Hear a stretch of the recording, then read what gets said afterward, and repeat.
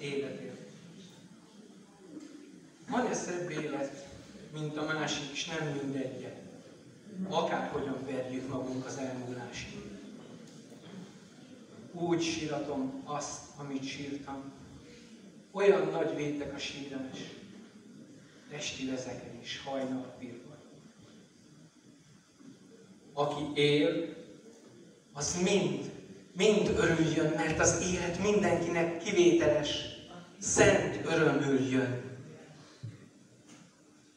Én vétkeztem, 100-szor vétkeztem, de már jön a megjobbulás. Már az örömet látni kezdem. Már megragyog fénnyel az élet, minden nemű és mindenki.